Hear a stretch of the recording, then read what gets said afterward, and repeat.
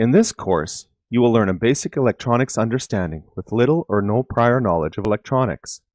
We'll cover the history, the theory, different electronic components, and their practical application, and reinforce these lessons with demos of real-world electronic circuits. The student can follow along with a minimum of electronic parts and instrumentation and learn hands-on. Towards the end of the course, we'll cover prototyping and circuit building techniques in more detail to give you a start into creating useful circuits. So let's get started. Electricity. We see it everywhere in nature. One of the most spectacular displays of electricity is lightning, and a more subtle display is demonstrated by our nervous system in our bodies, transferring information by electricity. Electricity has been around since the beginning of time. Shocks from electric fish have been documented as early as 2150 BC. Thales of Miletus recorded observations on static electricity around 600 BC. The formal study of electricity, however, is a fairly recent pursuit for mankind, and the understanding and application of electricity has skyrocketed in a short period of time. We are still learning even today new and innovative ways to apply this mysterious phenomenon. In starting a course of study in electricity and electronics, it is sometimes difficult to know where to start. A good starting point is to take a moment to look back at the work of others, to see and appreciate how we all arrived at where we are today, and at the same time, we'll learn some useful terminology which we'll use throughout the course. Benjamin Franklin is often referred to as the father of electricity.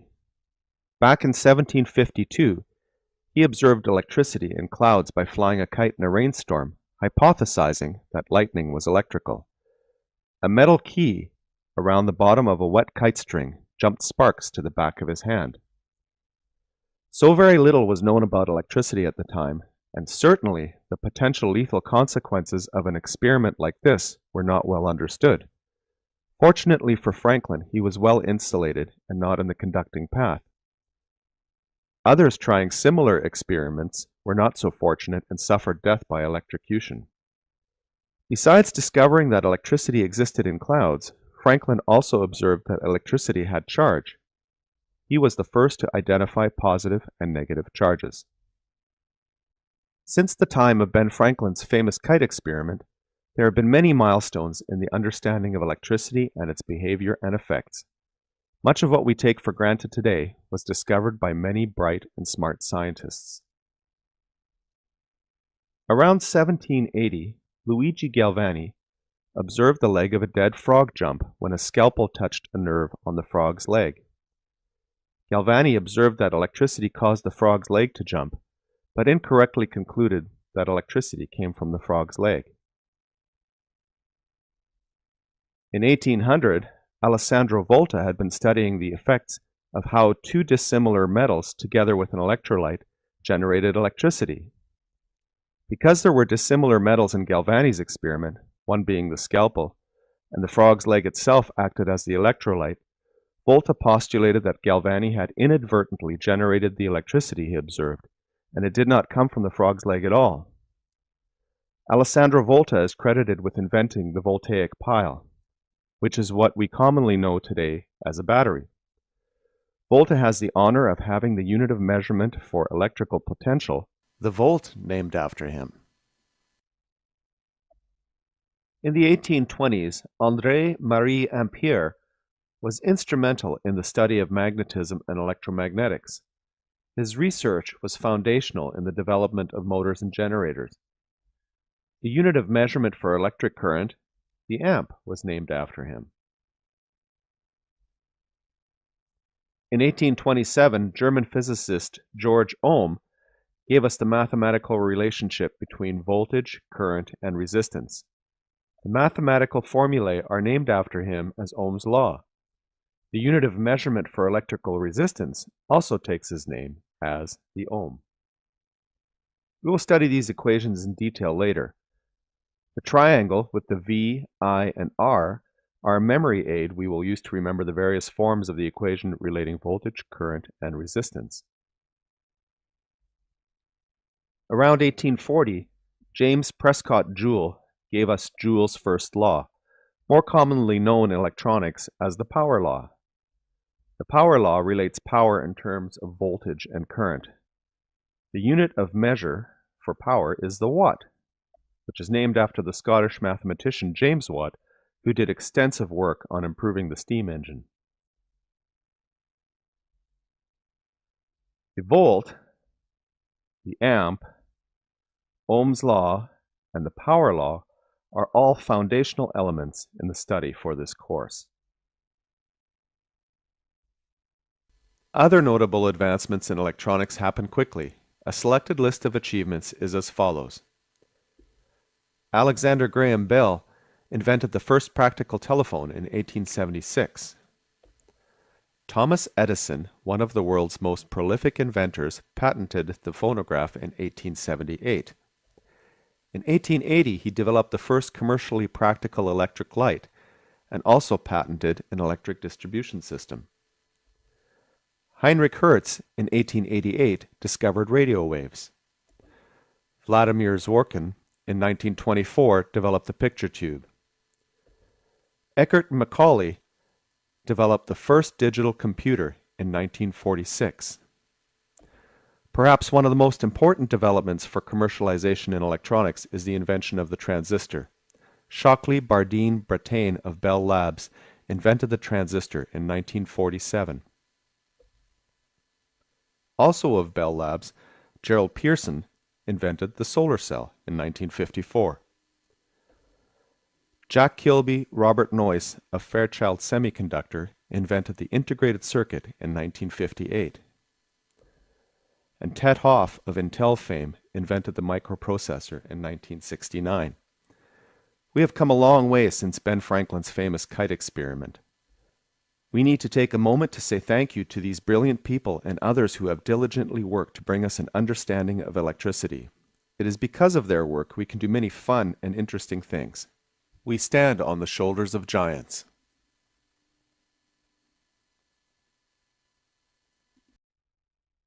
There are some basic theoretical ideas in the study of electricity.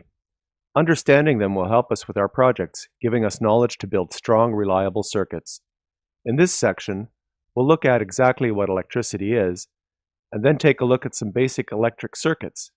We'll examine the difference between AC and DC electricity, and study the behavior of electricity in a circuit by exploring the properties of voltage, current, and resistance. Then we'll wrap up the theory section with Ohm's law and the power law.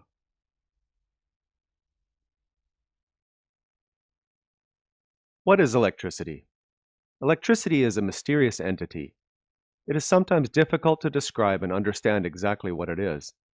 To try and understand, we need to get back to basics, back to the very element of matter that makes up all things, the atom. All matter is made of atoms. This is a diagram of a lithium atom. All atoms are made up of neutrons, protons, and electrons. Neutrons have a neutral electric charge, protons have a positive electric charge, and electrons have a negative electric charge. Normally, an atom has a neutral charge. It has the same amount of electrons and protons. Electrons, however, can be easily moved from or to the electron orbitals of an atom, either by losing or gaining electrons, thereby becoming either positively or negatively charged. Electronic circuits have electrons moving through them in a multitude of ways. The study of electronics concerns itself with directing these electrons to achieve the desired effect with electronic components. The electronics designer is the coach, the components are the playing field, and the electrons are the players.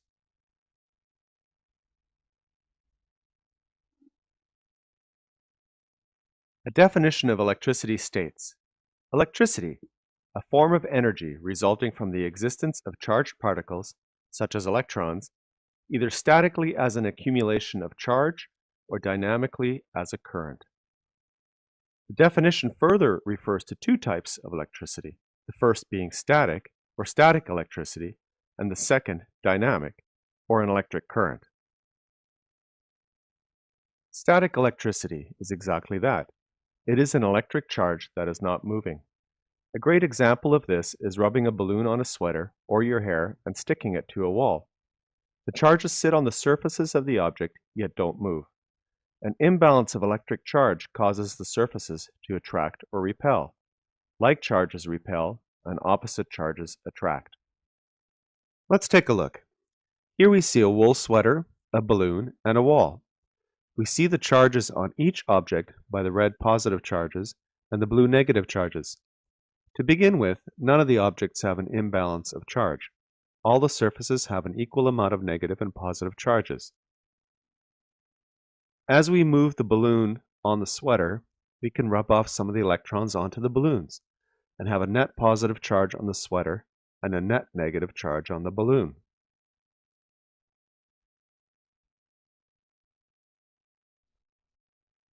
We can now see that the sweater and the balloon are oppositely charged, so they attract.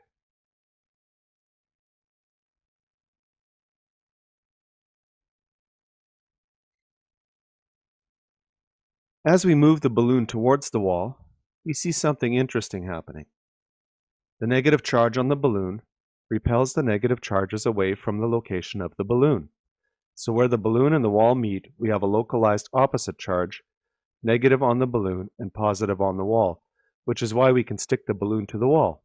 Opposites attract.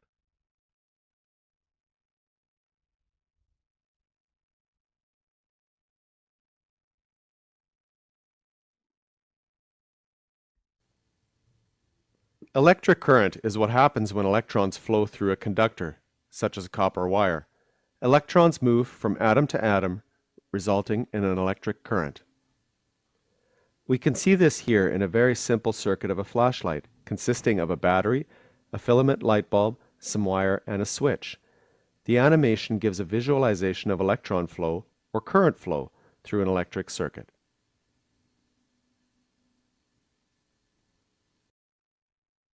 Any electric circuit, by definition, is any arrangement of electrical components connected so that there is some form of current flow. Typically, there is a current or voltage source and a number of components connected with wire or circuit traces or other conductive means. Circuits can range from very simple, like a flashlight, to very complex, like a computer. No matter how complex a circuit is, it can be broken down into a number of simpler circuits. All circuits can be analyzed as series or parallel circuits, or a combination of both. A basic series circuit consists of a source of electrical energy, like a battery or a solar cell, a load which does the work of the circuit, like a light bulb or a motor, some components and other devices, and of course some conductors to connect everything together.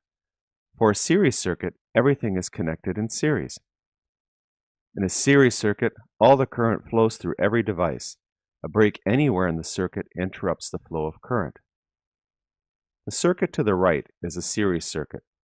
It consists of a battery as the voltage source, two light bulbs as the load, and a switch together with the connecting wires. All the current flows through each and every piece of the circuit. We see that if we open the switch, breaking the circuit, the current flow stops. Closing the switch, completing the circuit, current flow resumes.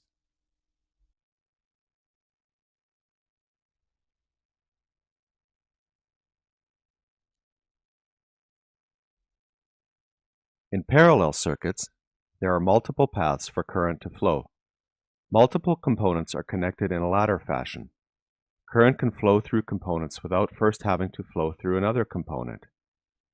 Here we have a parallel circuit with multiple light bulbs. Breaking any of the rungs of the ladder doesn't affect the other rungs.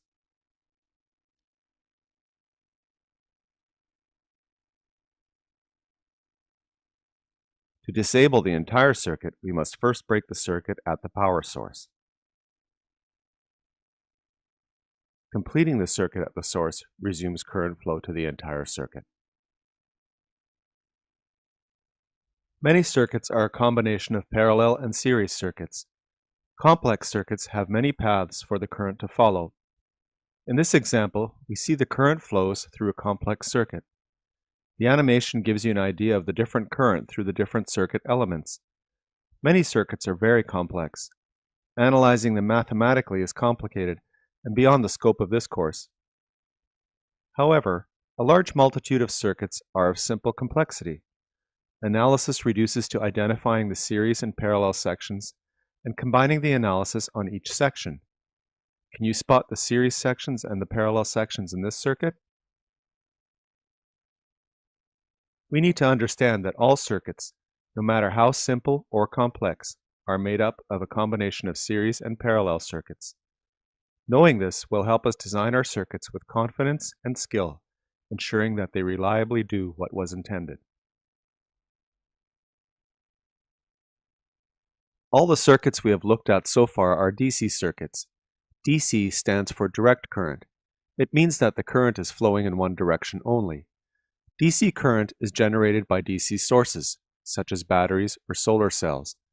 The battery in your car or flashlight generates DC current. If current flows in two directions, alternating, we call it AC current, which is short for alternating current. Alternating current is generated by generators or inverters. Normally, our house current is of the AC variety.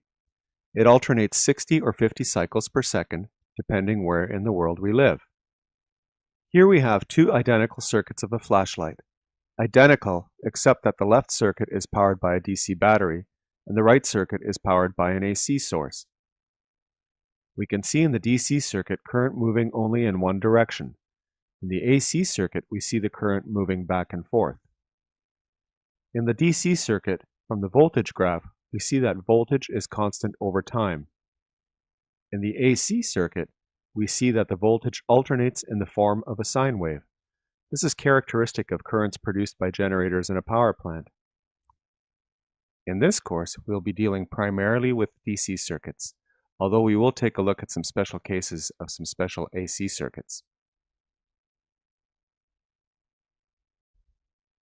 To get a feel for the properties of electricity and its behavior in a circuit, we need to understand in a general sense what the quantities of current, voltage, resistance, and power represent. We can use a water analogy, comparing electron flow through a conductor to water flow through a pipe to help us understand these properties. Current. Electrical current is the flow of electrons through a conductor, just like water flow through a pipe is. We can have small and large currents, depending on how much water flows through the pipe in a given time. Electrical current would be the amount of electrons flowing through a conductor in a given amount of time. Electrical current is measured in amperes, or amps for short. Voltage. Voltage is often referred to as the potential of an electric current. Using the water analogy, it is analogous to the pressure of the water in the pipe. The higher the voltage, the higher the pressure is. Pressure in a pipe depends on the source driving the flow, such as a pump. The same is true for pressure or potential in an electric circuit. The higher the voltage source, the greater the pressure or potential. Electrical potential is measured in volts. Resistance. Resistance is quite simply that, resistance to current flow. All materials resist the flow of electrical current to varying degrees depending on their properties. In the water analogy, this equates to restrictions in water flow in a pipe due to bends, fittings, valves, pipe friction, etc. Electrical resistance is measured in ohms. Power. Power is the amount of work being done in a circuit. It is the product of current and voltage. We have to think of work as a result of what is done and the energy consumed to produce that work. In the water analogy, we can think of how the flow and pressure act to turn a water turbine, for instance. In an electric circuit, this would equate to how the current and voltage work to drive an electric motor or a light bulb, for instance. Electrical power is measured in watts. Here we see our electrical circuit alongside our water analogy. The electrical circuit has a voltage source, some conductors, and a device for work. That is the light bulb. We can see the current flow represented by the electrons flowing through the conductors. In the water analogy, the power source is represented by the pump, the conductors by the pipes and tanks, and the object of work, the turbine. As we increase the voltage or pressure, we see that the current flow increases and also more work is done. That is, the bulb burns brighter.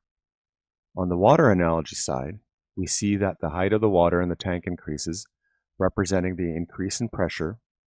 The water flow increases in current, and the turbine spins faster, showing that more work is done.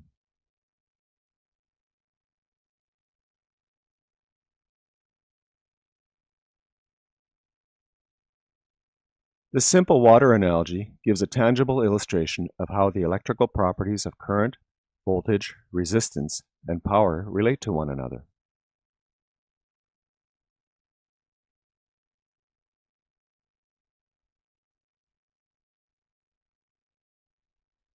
Now that we know what current, voltage, and resistance are, we're ready to look at some math. Ohm's law is a simple equation that relates current, voltage, and resistance in terms of one another. The triangle with the V over the I and R is a memory aid to remember the different versions of the equations for Ohm's law. V represents voltage, which is sometimes designated with an E rather than a V. I is for current, and R is for ohms. The units for voltage, current, and resistance are volts, amps, and ohms. We can use Ohm's law to solve for one in terms of any of the others. So knowing any two of the three components, we can solve for the other. Current is the voltage divided by the resistance. I equals V over R. Voltage is the current times the resistance. V equals I times R. And resistance is voltage divided by the current. R equals V over I.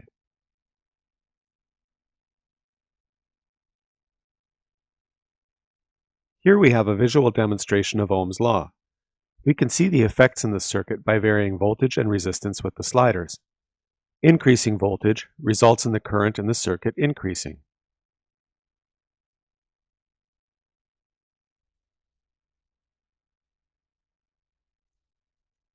Increasing resistance causes the current in the circuit to decrease.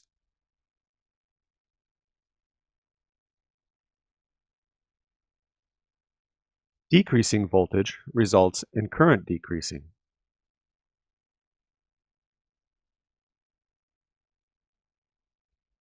And decreasing resistance causes the current to increase.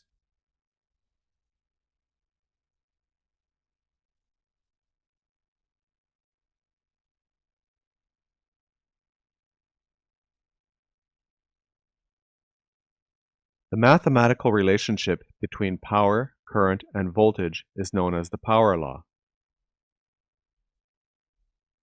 Power equals current times voltage, or P equals I times V. The unit of measure for power is the watt.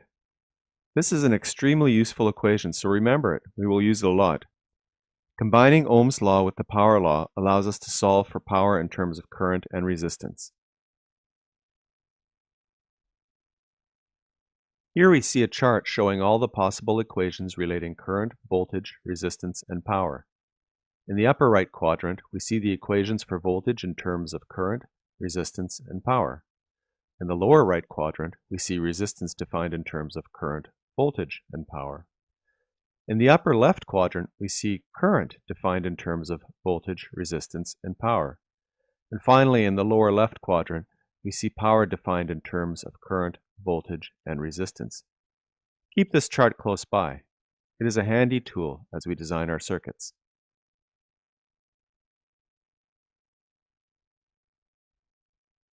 So this brings us to the end of our theory section.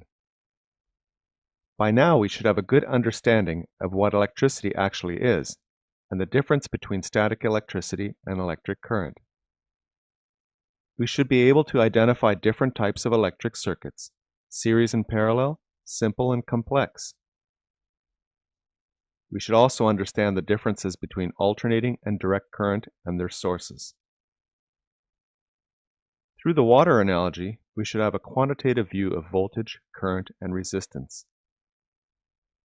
The foundational equations of Ohm's law and the power law should now be a part of our knowledge base. These basic foundations have equipped us well as we now move to more practical applications in circuits.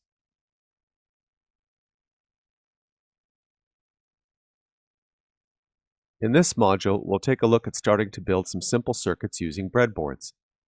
Breadboards are handy little devices that let us quickly build circuits. Components are easily inserted into the breadboard and connections quickly made to work up live circuits. A breadboard circuit allows us to swap components and make changes to our circuits for experimentation. We can quickly see the practical effects our changes make and make adjustments to get the circuit performance we are looking for.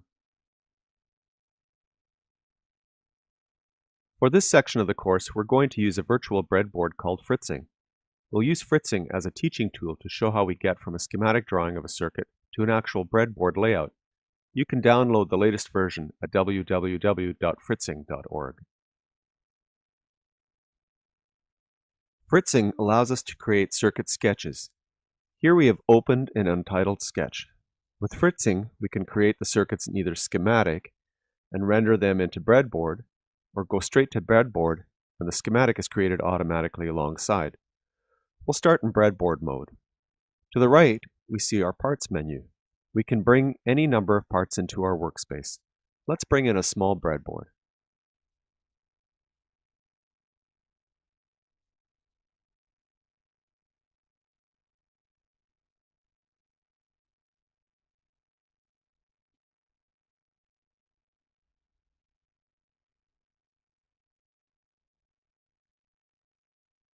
When a particular part is selected, we see in the lower right corner the part properties. We can select different configurations of breadboards by changing the properties.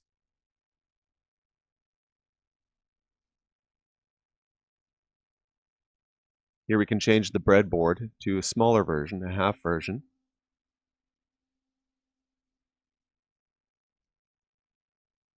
And we can pick different configurations of breadboard just by selecting on the properties. We'll start with the half-size breadboard with our plus and minus buses highlighted. Breadboards come in various sizes, differing in the number of rows and columns they have. Most breadboards have similar configurations.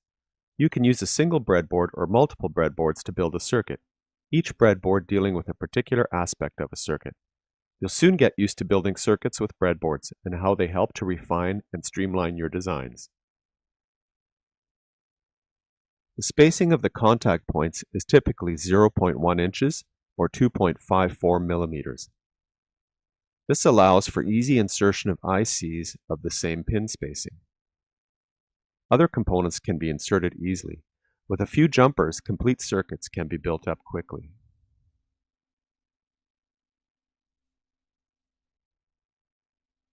It is important to understand how the contact points are connected. The breadboard is separated down the middle with a channel. This is typically where an integrated circuit would straddle, so that all its pins land on isolated columns of contacts. The highlighted pins show areas of common electrical connection. The contacts are arranged in rows and columns. Each column, 1 to 30 for this breadboard, has contacts in rows A through E common and contacts in rows F through J common. Any device inserted into the same column in rows A, B, C, D, or E will be connected, and any device inserted into row F, G, H, I, or J will be connected if on the same column. The rows are not connected.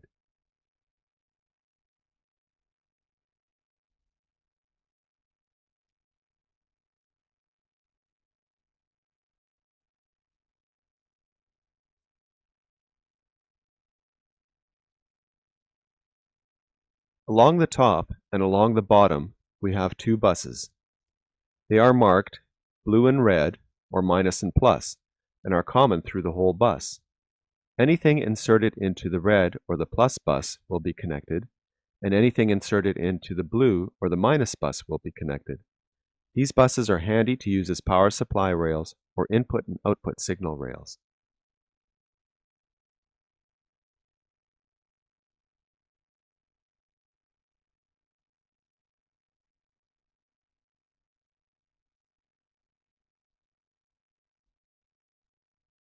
Before we can build a circuit, we need a schematic diagram.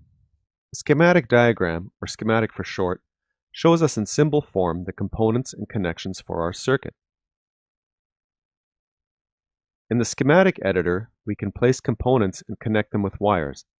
Let's build a really simple circuit, an LED flashlight. We'll select the components from the Parts menu. First, we'll need an LED.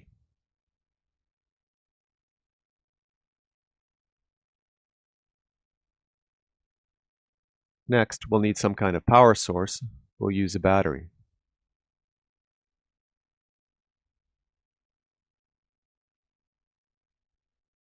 And most importantly, we'll need a current limiting resistor. The battery is capable of generating more current than our little LED can handle. We have chosen a super bright LED that will be happy with around 28 milliamps of current. Most LEDs are happy between 10 and 15 milliamps, but check the spec to be sure for your particular LED.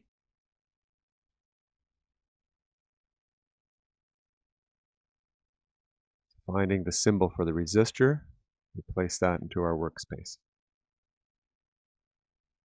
We'll throw in a switch as well. Zooming in, and we'll just rearrange the components to make them a little bit easier to connect.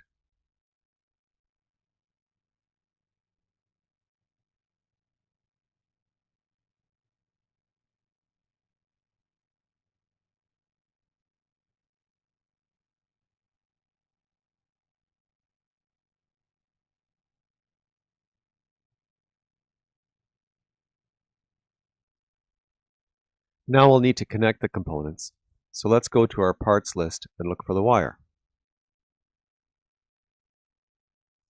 Select our wire, and we'll make our connections.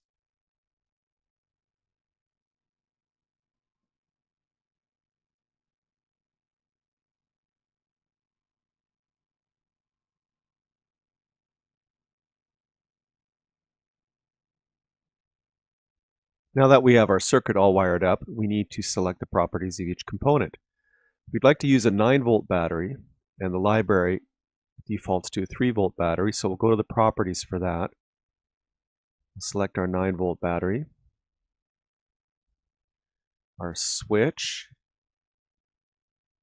is either through hole, THT, or SMD, which is surface mount. We'll leave it at THD, which is through hole. Our diode, we can leave it as 5 millimeter through hole, or, let's just for fun, put it 3 millimeter through hole. And the resistor is the one that we have to select in order to get the proper current flow characteristics through that diode. We had already mentioned we're going to use a super bright LED, which is quite functional at 20 milliamps. So using Ohm's law, the 9-volt battery, we need to calculate the value of the resistance.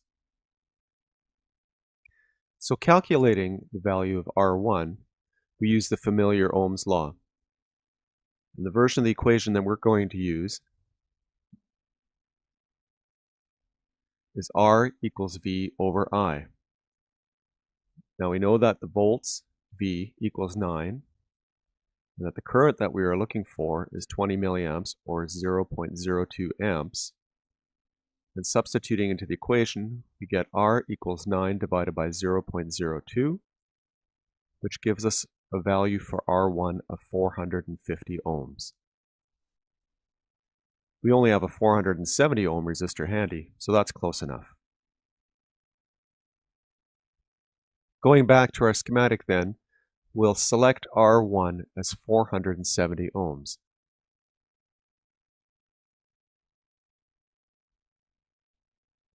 And there we have it, our complete schematic circuit with proper values and component properties.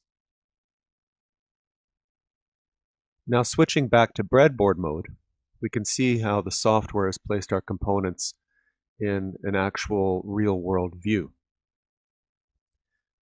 The little dashed lines show our circuit connections by what we would call air wires. They just show the circuit connection but aren't the actual connections yet. We're going to have to make those. So let's start moving our components around and actually wiring up our circuit. We'll move the switch. We can see the green highlighted areas that show the common buses for each portion of the connected terminal. We'll take the battery and we'll take advantage of the onboard circuit traces. So now we've made that connection. We'll take the resistor, put that there.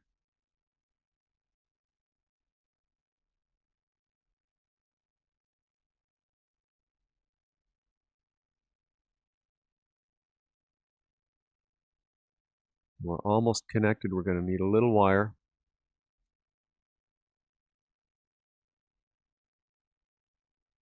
And that's our circuit. So all the air wires are connected, everything is connected up, and we have a fully functional circuit. So now there's only one thing left to do. We need to save this sketch.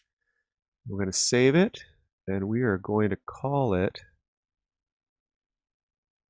LED flashlight.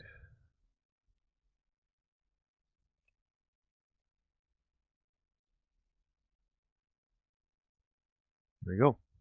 We've saved that. Now that's about as simple as a circuit as we can get. A single series circuit with a switch, a resistor, a power source, and a load, which is our LED. Let's do something a little more exciting and build a circuit that flashes the light. For our light flasher circuit, we're going to use a standard 555 timer as the core of our circuit. The 555 timer is what we call a functional block in electronic terms. A functional block is a special circuit that has a number of discrete components on a single chip, resulting in a particular function. A strategic selection of a few off-chip components can give functional blocks very powerful uses. The 555 timer is an extremely useful little device, and it can operate in two modes. One is astable, and the other is monostable. We're going to wire the 555 in a basic astable configuration and use the output to control the flashing of an LED. The parts that we're going to need for our 555 LED flasher circuit are as follows. We'll need a 555 timer, and since we're using a breadboard, we'll want the package variety of an 8-pin DIP, which stands for dual inline package. We'll need a 10 microfarad electrolytic capacitor, 16 volts or greater. We'll need a 1K ohm resistor, a 100K ohm resistor, and a 470 ohm resistor. All the resistors, their wattages aren't real important. We're not passing a lot of current through them, so your standard 1/8 or quarter watt resistor will be fine. We'll need a 9-volt battery and a battery strap. And of course, we'll need an LED. And we'll need our breadboard and jumpers. Now all our components should be through-hole components, which means they all have leads. We don't want any surface mount components or SMD components.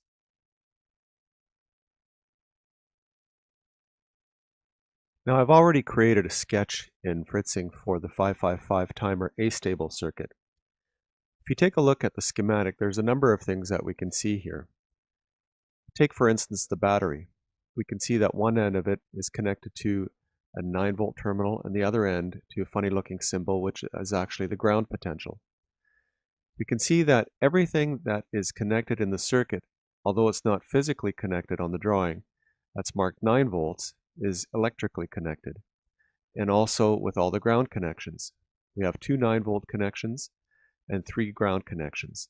This is a way that we can clean up our schematics without having lines drawing all over the place. We just put symbols for common connections and we assume that they are all connected electrically. Switching to the breadboard layout, we can see the components laid out, connected by air wires, ready to be placed on our breadboard. All that's left to do is put the components onto the breadboard and then make our connections with either the column traces on the breadboard or with jumpers. We'll do a combination of both. We'll do this in time-lapse photography here so that you can get a quick overview of how this is done.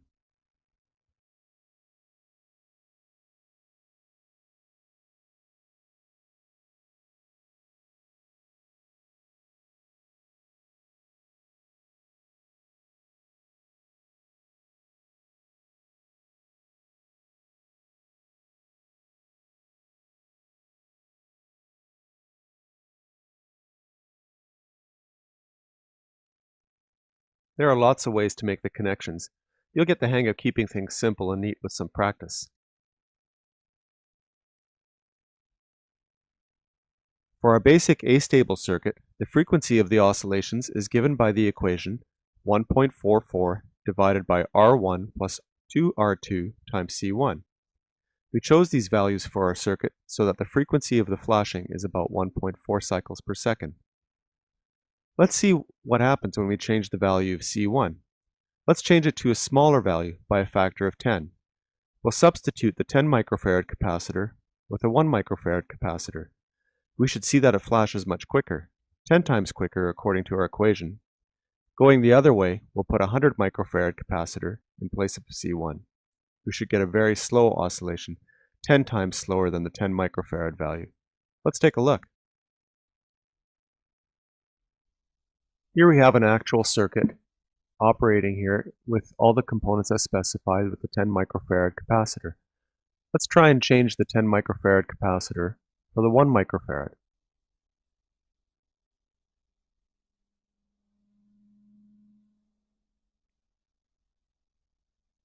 We see after swapping it that indeed the LED does flash a lot quicker. Let's try it with the 100 microfarad capacitor.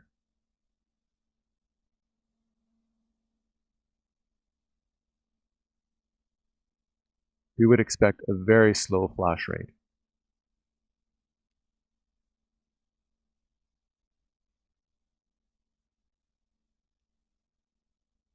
Trying again with the 1 microfarad capacitor.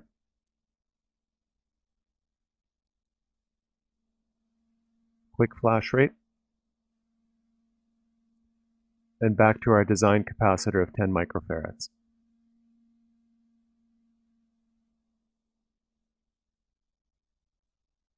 Roughly a flash rate of 1.4 cycles per second.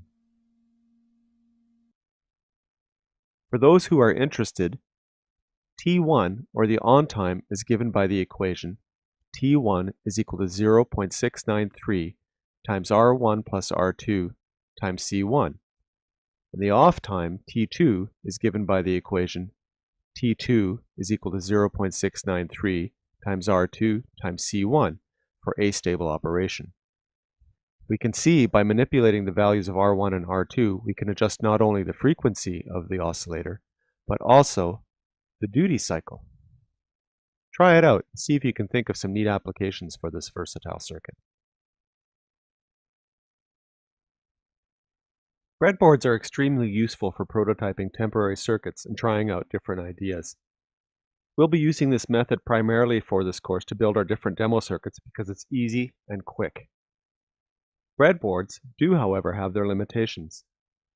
Very complicated circuits can get quite messy, and the jumpers can get knocked off if not careful. There is some contact resistance on the spring contacts, and this can make a difference in some circuits.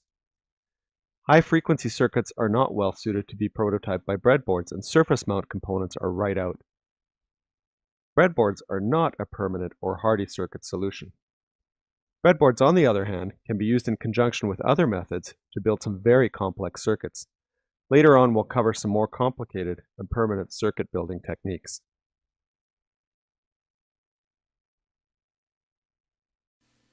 It's time to start looking at some specific electronic components that are used to build circuits. We've already looked at a few components: the resistor, the capacitor, LEDs, and the 555 timer. Let's take a closer look at some of the basic building blocks of electronic circuits. You'll find that the vast majority of circuits are built with basic components, combined in different fashions to obtain the desired result. Very complex circuits can be broken down to these primary components. Components can be categorized into two basic categories. One is passive and the other is active. A passive component is a component that does not require energy to operate except for what is available in the circuit that it is connected to. A passive component is not capable of power gain and is not a source of energy. In the context of electronic technology, there are stricter guidelines for the term passive component. Electronic engineers view this term usually in correlation with circuit analysis, which involves methods of finding the currents through and the voltages across every component in the network. We're going to use a very loose categorization of components, and in fact some of what we are going to consider as passive components could by definition be considered active components. Passive components that we are going to look at include wire and cable, switches, relays, resistors, capacitors, and once we've taken a look at these components, we'll look at a basic resistor-capacitor circuit.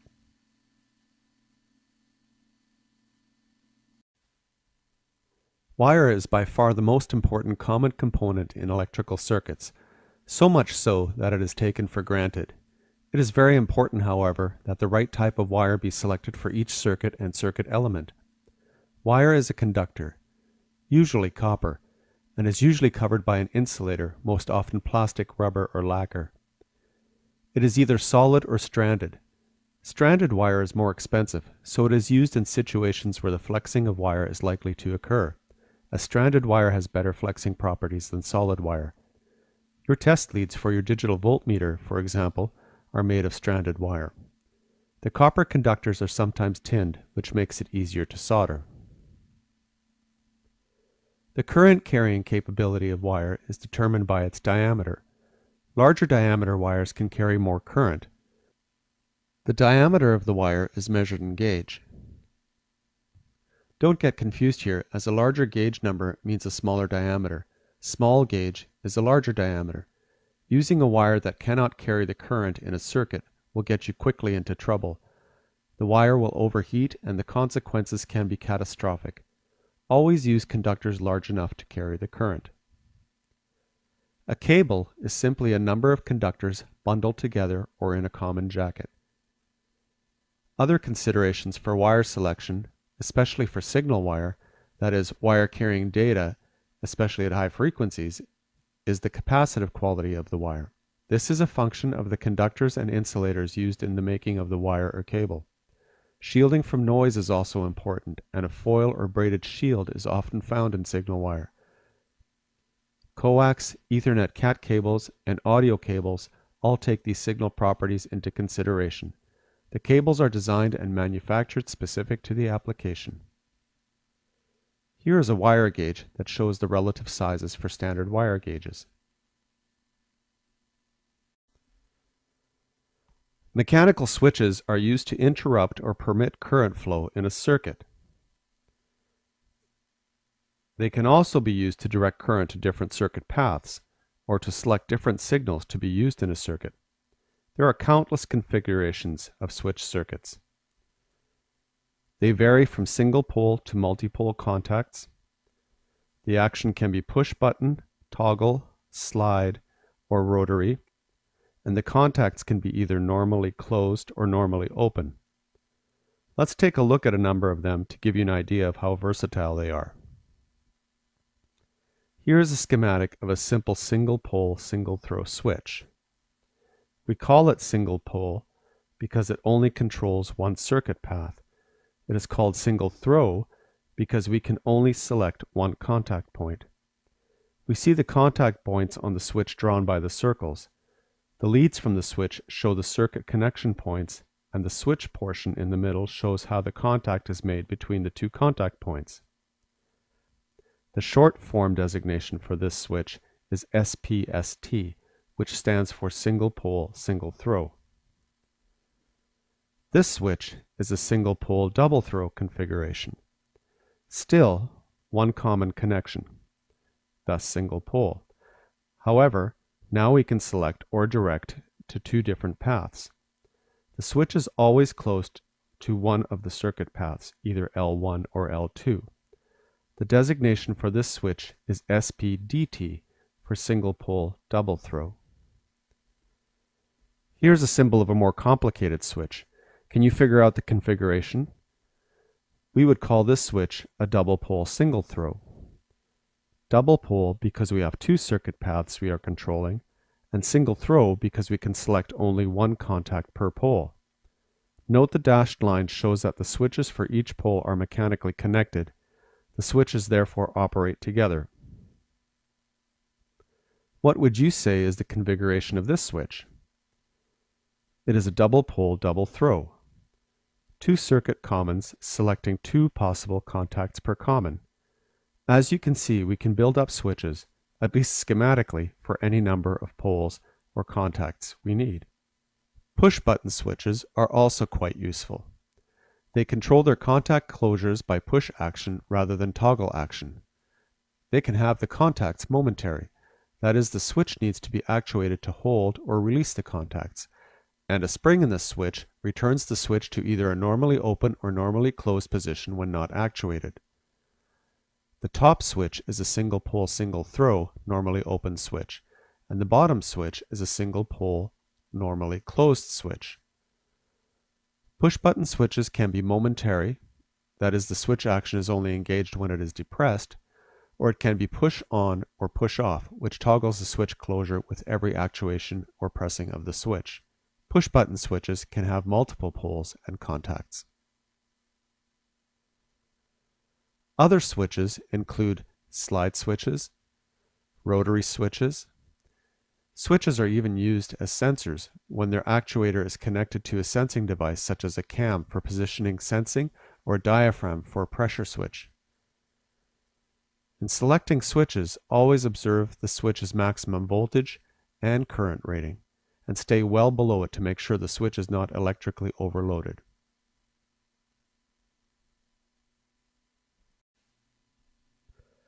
While technically not a passive component, electromechanical relays are worth mentioning here because they are a special kind of switch. They have poles and contacts just like the switches we have been looking at, but what is different is that the switches are actuated by a small electromagnetic coil. This allows a very small current needed by the coil to switch larger currents and voltages by means of the switch contacts. The relay is most often an interface device. We can use our small current electronic circuits to switch larger current real-world devices. Here are some schematic diagrams of some electromechanical relays. Note that the switch portions look exactly like our normal switch configurations, only the switches are actuated by the coil. When selecting relays, you will need to consider that the coil voltage is compatible with your electronic circuit, and also that the current and voltage rating of the contacts of the switches can handle the load you are switching.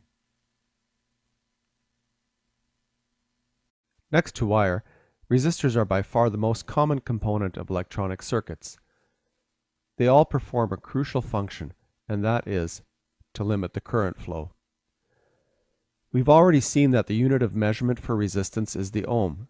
The greater the ohm value, the greater the resistor resists current, and inversely, the less conductive it is. Resistors come in many shapes and sizes. Other form factors are surface mount and through-hole configurations. You can find resistor arrays on a dual inline chip package or single inline packages. The type of construction of a resistor is important too. Resistance values can vary from very small resistances such as 1 ohm, and technically 0 ohms is not a resistance, but we can find resistors in 0 ohm packages. On the other end of the scale, we have resistors that measure in mega ohms or millions of ohms. The circuit and application determines the value we need. When resistors are manufactured, the value cannot be controlled precisely. Each resistor has what is called a tolerance. That is the value the resistor can vary by from its face value. Common tolerances are 10%, 5%, and 1%. For example, a 100 ohm resistor with 10% tolerance could range from 90 to 110 ohms in actual value. This is not usually critical in a circuit, but if it is, choose a tighter tolerance resistor. The same 100 ohm resistor with 1% tolerance would range from 99 to 101 ohms. One consequence of resisting current is that heat is generated. The heat generated can be expressed in watts, so a resistor that has a higher power running through it will be required to have a higher watt rating. Remember the power law? Higher power resistors are larger to dissipate heat, and some even have cooling fins. Choose a resistor that will handle the power it is dissipating. Most resistors are of a fixed value, but there are some resistors whose value changes, or have a variable value. There are adjustable resistors called potentiometers whose value can be changed by turning a dial. There are also variable resistors that change their resistance when exposed to light, pressure, or temperature. Resistors are identified by color bands. There are two color band systems, a 4-band code and a 5-band code. To see what the value of a particular resistor is, count the bands and use the color chart as we see here. For a 4-band coded resistor, the first two bands give the resistor's numerical value, which is multiplied by a multiplier in the third band. In this resistor, we can see that the first band is green, which corresponds to the value 5. The next band is blue, which corresponds to the value 6. And the third band is yellow, which multiplies the value from the first two bands by 10K, or 10,000. So we have 56 times 10,000, which is a 560,000 or 560K ohm resistor. The fourth band gives the tolerance, which for this resistor is a gold band, which corresponds to a tolerance of 5%. Similarly, for a 5-band code, the first three bands give the value of the resistor, the fourth band the multiplier, and the fifth band the tolerance. This 5-band resistor is red, orange, and purple for the first three bands, giving us a value of 2, 3, and 7, with the fourth black band giving us a multiplier of 1 ohm, resulting in a value of 237 ohms for this resistor. The final and fifth band is brown, giving us a tolerance of 1%. Resistors are shown in schematics in various ways. Some of the following are common schematic symbols. This symbol shows a fixed resistor. This symbol shows a variable resistor, or what we would also call a potentiometer. Note that it has 3 leads. The next symbol shows a photoresistor, or a resistor that changes its value with light. Can you guess what this symbol means? It represents a thermistor, which is a resistor that changes its value with temperature. Often resistors are connected in series like this. To calculate the total resistance of the resistors, you simply add the value of each resistor to calculate the total. For this example, we have 3 resistors valued at 220 ohms each. The total resistance, therefore, is 660 ohms. Finding the equivalent resistance for resistors connected in parallel is a little more complex. Here we have the same resistors connected in parallel. The equation for the total resistance is 1 over the sum of the inverse of the resistances added together. The equivalent resistance of this circuit is 73.33 ohms. Let's look at a very practical application of resistors. Voltage division is an often required problem to solve when designing circuits. We need to match outputs of one circuit to accept inputs from another portion of a circuit. Sometimes we need some voltage references, and resistors can provide the solution. The circuit we are going to analyze is called a voltage divider. We'll take a look at the circuit and then do a demo to illustrate its use. A voltage divider, in its simplest form, consists of 2 resistors connected in a series, one end connected to ground, and the other end connected to a voltage. We can see this in the following circuit diagram. As we can see, it is a very simple circuit, very inexpensive to build, just 2 resistors connected in series.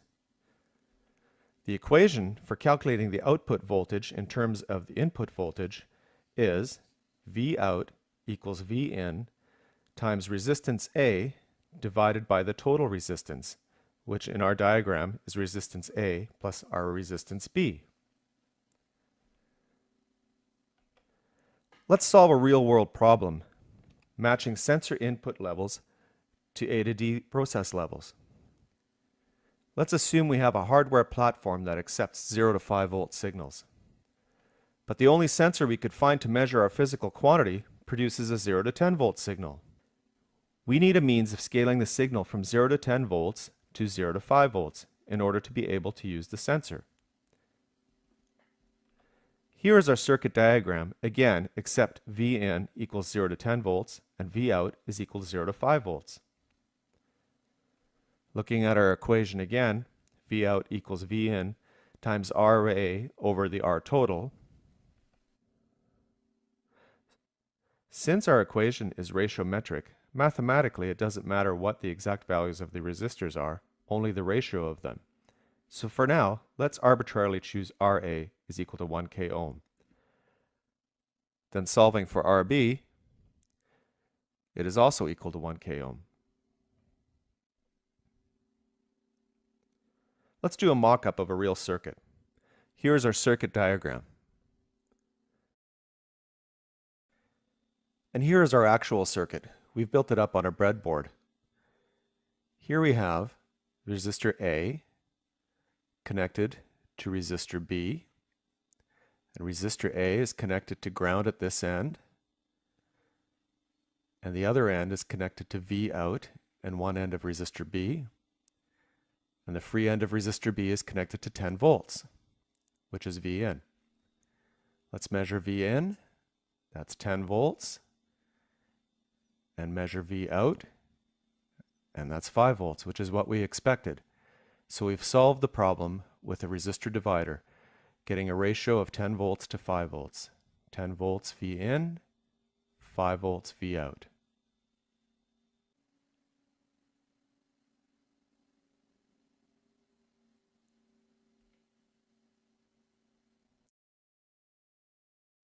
Sensor conditioning is another example of a voltage divider.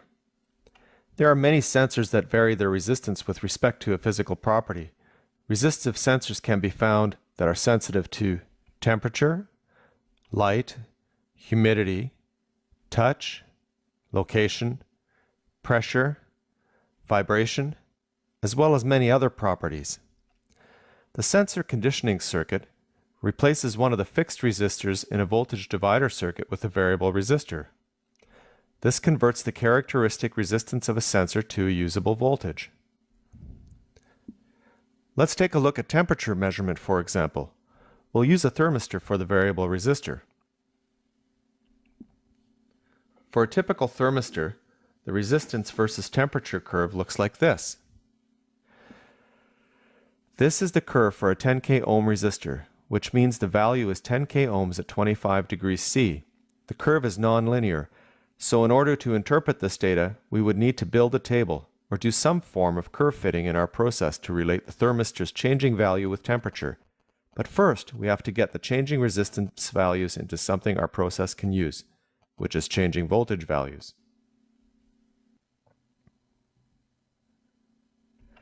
Let's calculate the output voltage of our temperature sensing circuit for temperatures of 20 degrees C, 25 degrees C, and 30 degrees C. We'll assume that our process can accept a 0 to 5 volt signal, and we'll select RA equal to 10 k ohms. Using our equation, V out equals V in times RA over RA plus RB. The resistance versus temperature in tabular format for this range is as shown. So we find RB at 20 degrees C is equal to 12,260 ohms, RB at 25 degrees C is equal to 10,000 ohms, and RB at 30 degrees C is equal to 8,194 ohms. Substituting, V out equals 5 volts times 10,000 ohms divided by 10,000 ohms plus our thermistor. So for V at 20, it's 5 times 10,000 divided by 10,000 plus 12,260, and so on for V25 and also for V30. So solving, we get V at 20 degrees C, 2.246 volts, V at 25 degrees C equals 2.5 volts, and V at 30 degrees C equals 2.748 volts. Now this is something we can use in our process. We can measure it with our A to D inputs and linearize through code, tables, or equations, and then move on from there.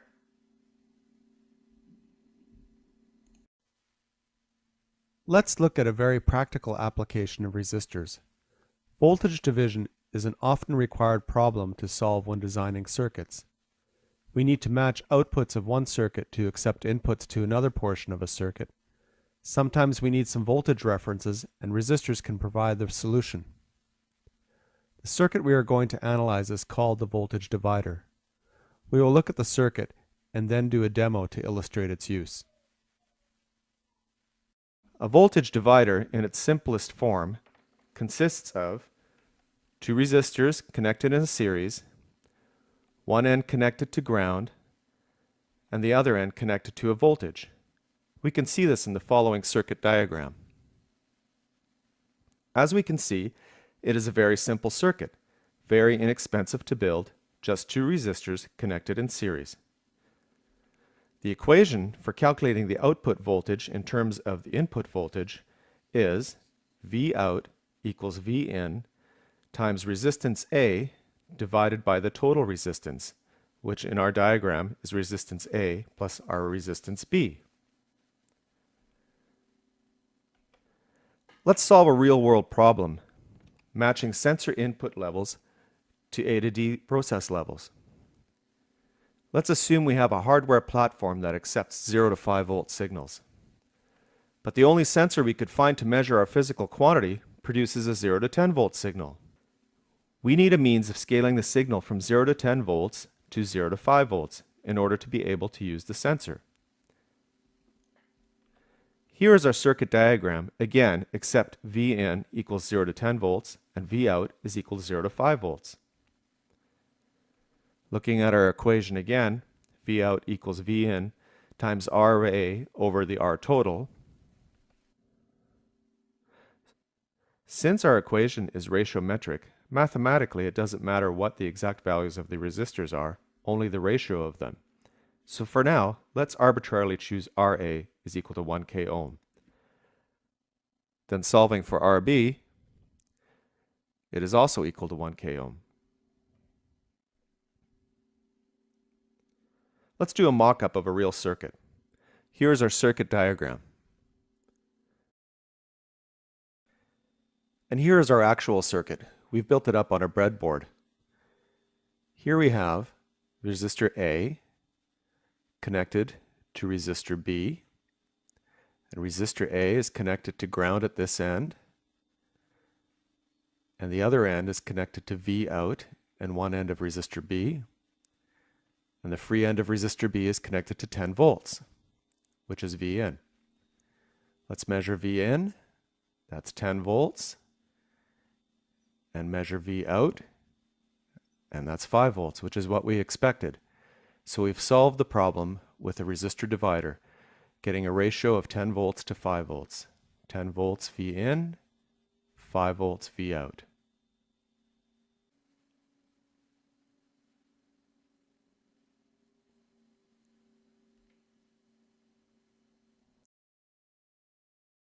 Sensor conditioning is another example of a voltage divider.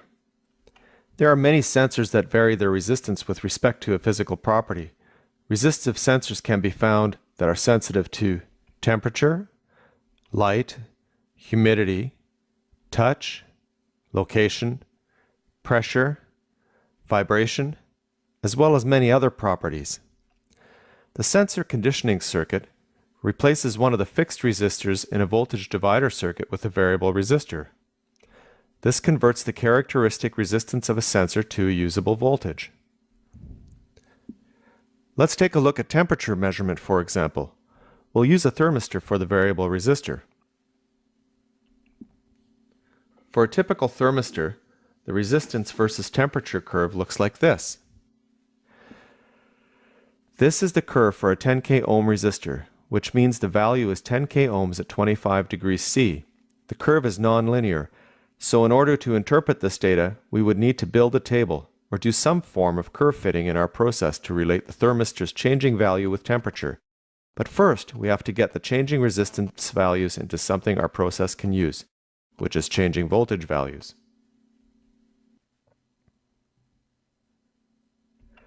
Let's calculate the output voltage of our temperature sensing circuit for temperatures of 20 degrees C, 25 degrees C, and 30 degrees C. We'll assume that our process Can accept a 0 to 5 volt signal. and we'll select Ra equal to 10k ohms. Using our equation, V out equals Vn times Ra over Ra plus Rb. The resistance versus temperature in tabular format for this range is as shown. So we find Rb at 20 degrees C is equal to 12,260 ohms, Rb at 25 degrees C is equal to 10,000 ohms, and Rb at 30 degrees C is equal to 8,194 ohms. Substituting, V out equals 5 volts times 10,000 ohms divided by 10,000 ohms plus R thermistor. So for V at 20, it's 5 times 10,000 divided by 10,000 plus 12,260, and so on for V25 and also for V30. So solving, we get V at 20 degrees C, 2.246 volts, V at 25 degrees C equals 2.5 volts, and V at 30 degrees C equals 2.748 volts. Now this is something we can use in our process. We can measure it with our A to D inputs and linearize through code, tables, or equations, and then move on from there. Capacitors come in many shapes and sizes and configurations, but they all do the same thing. They store an electrical charge. Let's take a quick look at a capacitor model. In this model, we see a capacitor made of two conducting plates separated by a dielectric. The plates are connected, one of them to the positive side of a battery and the other to a negative side of the battery. If we increase the voltage on the battery, we can see what happens to the charges on each of the plate. The positive side has a positive charge, and the negative side has a negative charge. Disconnecting the battery, we see that the charge remains. Changing the polarity from one side to the other, we see here the negative charge is now on this plate and the positive charge is on that plate.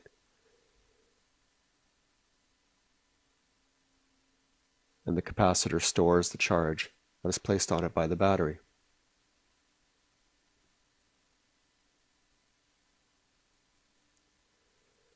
The capacitance of the capacitor is determined by a number of things. One is the plate area, the other is the separation between the plates, and the other is the dielectric in between the two plates. We can vary the capacitance by changing the separation in the plate area or the dielectric. Let's increase the separation and see what happens. Capacitance goes down with increased separation. Let's increase the plate area and see what happens. Capacitance goes up with larger plate area. And changing the dielectric also changes the capacitance.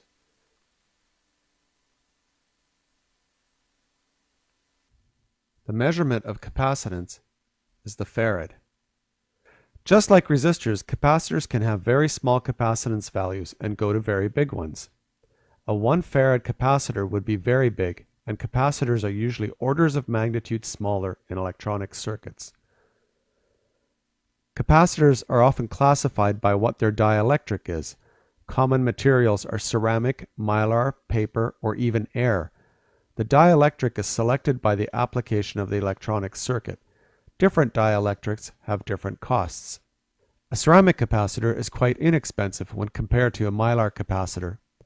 In digital circuits, the ceramic capacitor may be adequate, but in audio circuits, we would opt for the more expensive mylar capacitor because of noise concerns. In a power supply circuit, we may choose a tantalum or an electrolytic can capacitor because these capacitors can be made in large capacitance values required for power supply circuits. Proper selection of capacitors is an art in of itself. A circuit may work okay with one type of capacitor, but it may work great with another type, even so the value is the same. Just as resistors have to be selected with adequate power ratings for the application, so must a capacitor be selected with adequate voltage rating. You need to be aware of the maximum voltage that the capacitor may see in the circuit and select a capacitor that is rated above this voltage. and with an ample safety factor. Selecting a capacitor with too low a voltage rating will destroy it, and sometimes with great fanfare, which can be dangerous. Capacitors can have fixed or variable values. We can find variable capacitors such as trim capacitors that can be adjusted with a screwdriver. Older vacuum tube radios have large tuning capacitors with air as the dielectric. These were tuned to tune the frequency of the receiver. And some transducers will change capacitance proportional to the measured element. Many pressure transducers and touchscreens are capacitive devices. Condenser microphones are essentially a capacitor. Condenser is another word for capacitor. We already know that the unit of measurement for capacitance is the farad, but most capacitors are an order of magnitude smaller than a farad. A microfarad is 1/millionth of a farad. It has the prefix of the Greek letter mu. A picofarad is 1/trillionth of a farad. It has the prefix of the lowercase p. There are many symbols to show a capacitor in a schematic. Some of the more common ones are fixed, nonpolar, fixed, polar. This means that you must install this capacitor with the plus sign to the positive side of the circuit, and variable or adjustable. The equations for total capacitance are somewhat different for capacitors than for resistors. For a series circuit, we just can't simply add the capacitances. The total capacitance is calculated by taking the inverse of the sum of the inverses of the capacitors in series. For this circuit, we have 3 capacitors of 2.2 microfarads each. Calculating, we have a total capacitance of 0.733 microfarads. Capacitors in parallel are, however, simply added up to get their total capacitance. The total capacitance of this circuit is 6.6 microfarads.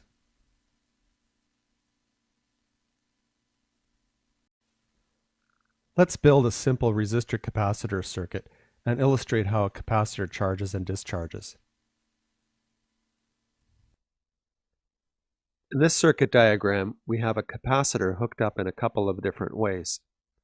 One is a charging circuit and one is a discharging circuit.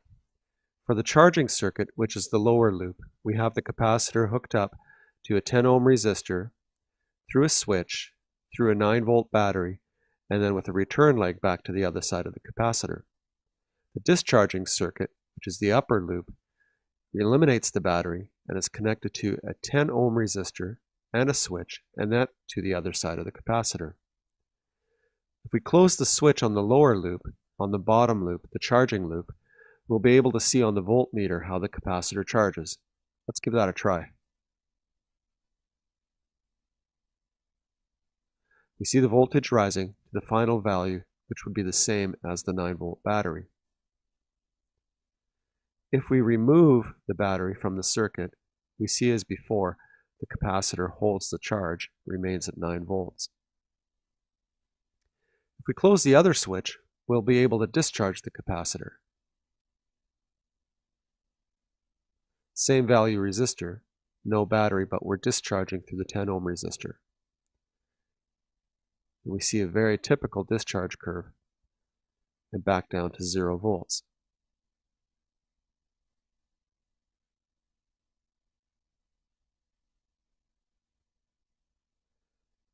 The RC time constant in RC circuits is very important.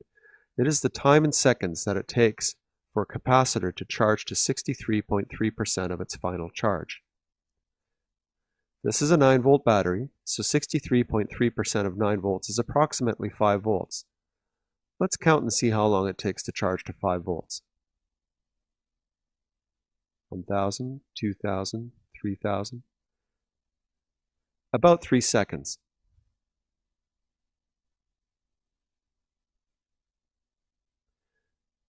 If we look at the discharge curve, since our values are the same, we should see the same time. Coming down from 9 to 4 volts is going to be our RC time constant. Let's try that. 1,000, 2,000, 3,000. So this circuit has an RC time constant of approximately 3 seconds. Let's take a look at that one more time.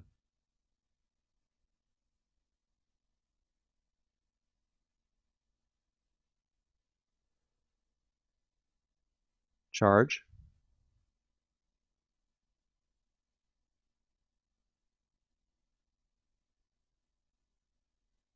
Open the switch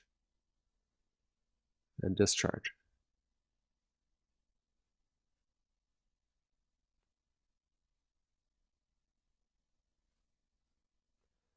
The application for RC circuits is commonly used in filters such as frequency high pass or frequency low pass, band pass filters, and such. We also see them in DC power supplies and audio circuits. Let's take a look one more time. Here we see charging and discharging.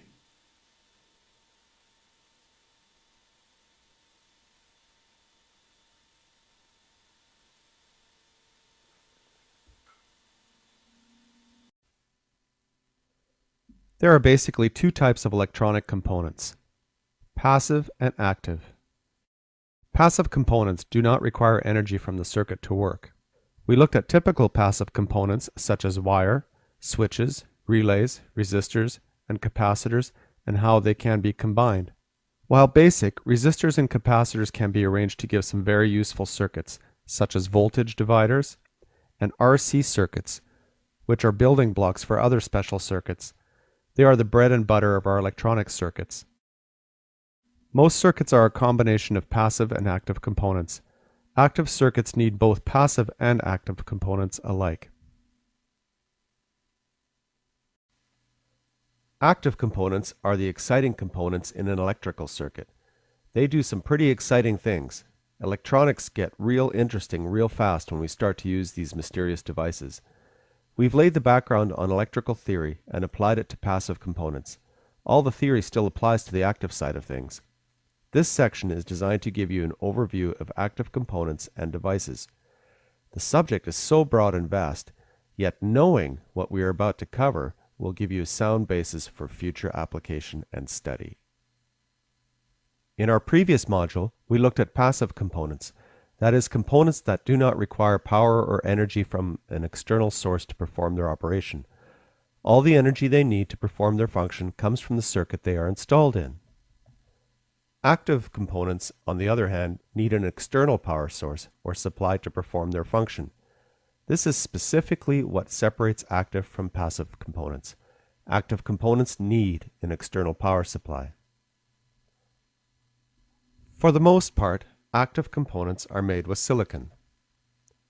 Active components made with silicon are called semiconductors. There are two types of silicon used in the manufacturing of semiconductors. One we call P-type, and the other we call N-type. P-type silicon has a shortage of electrons in its molecular structure. N-type silicon has an excess of electrons in its molecular structure. Devices are built by layering these two types of silicon in silicon sandwiches. The way this is done gives our semiconductor devices certain properties.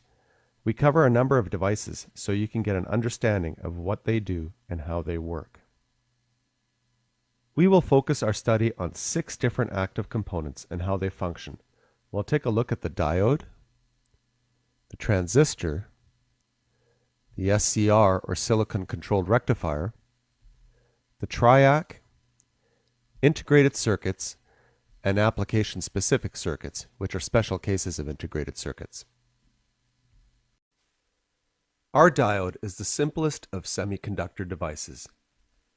It is made up of only 2 layers, one of a P-type silicon and the other of an N-type silicon.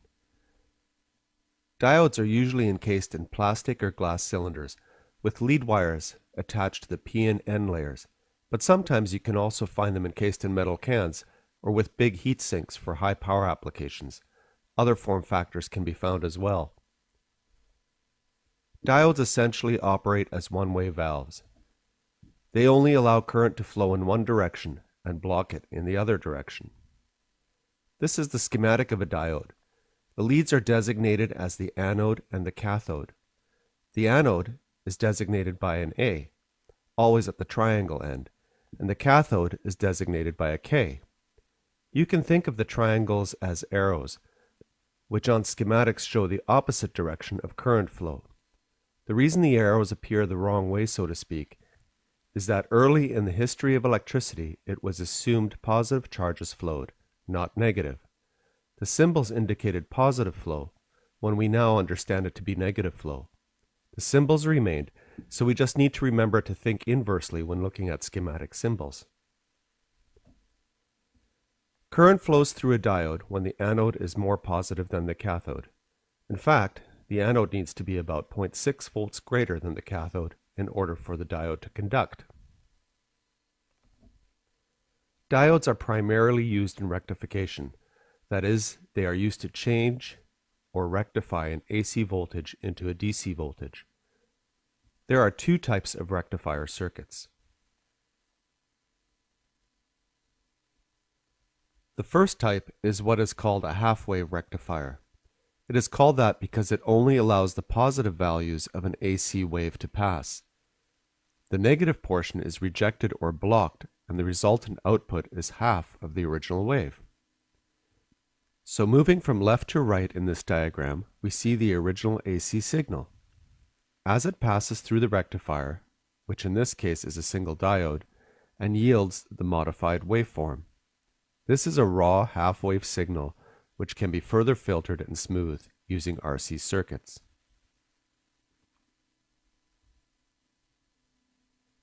The second type of rectifier is a full-wave rectifier, or more commonly called a bridge rectifier.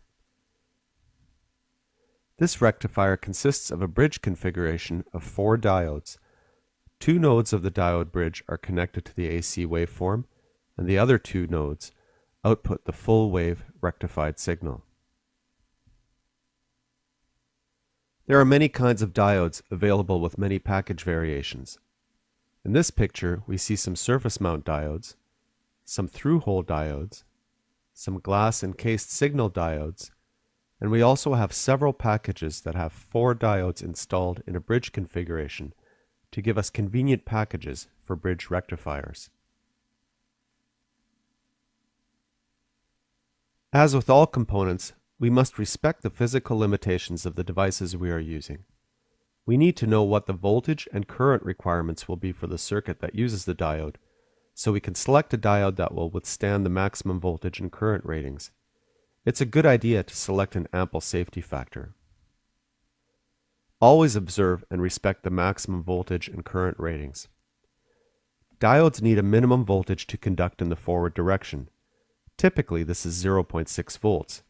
You need at least this voltage for the diode to conduct. LEDs are a special case of diodes.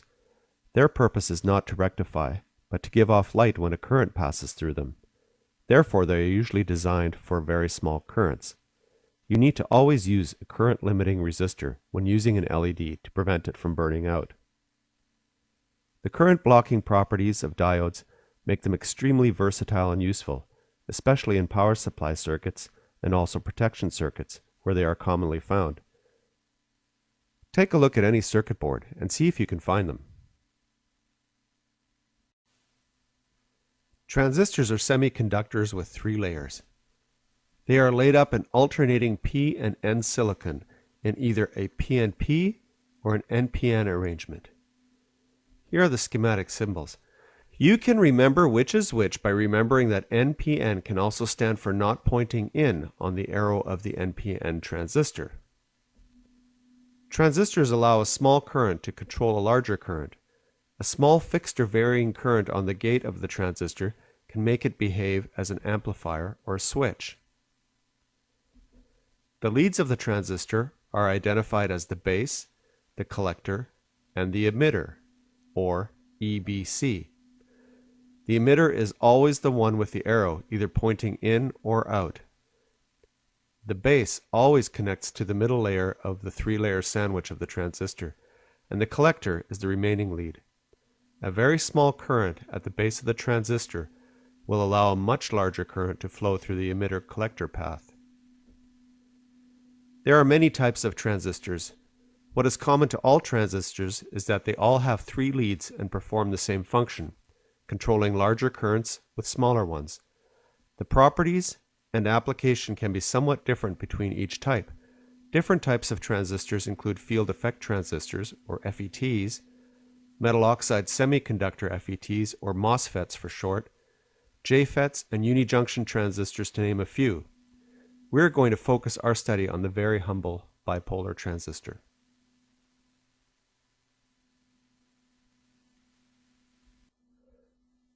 In looking at the transistor as a switch, the base functions as a gate.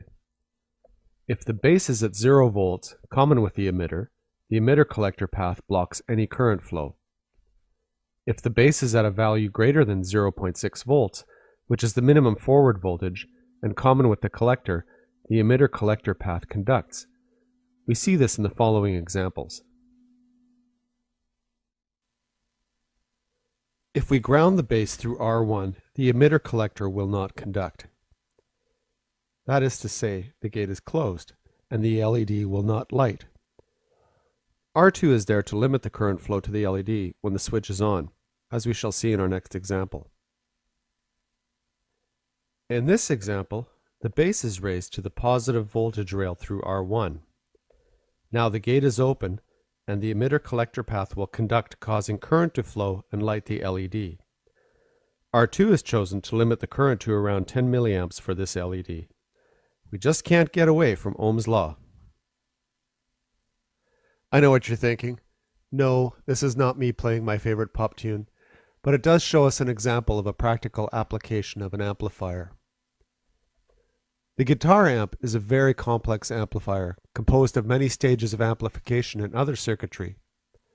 The initial stage would be to amplify the very small signal from the guitar pickup to levels that the later power amplification stages can use.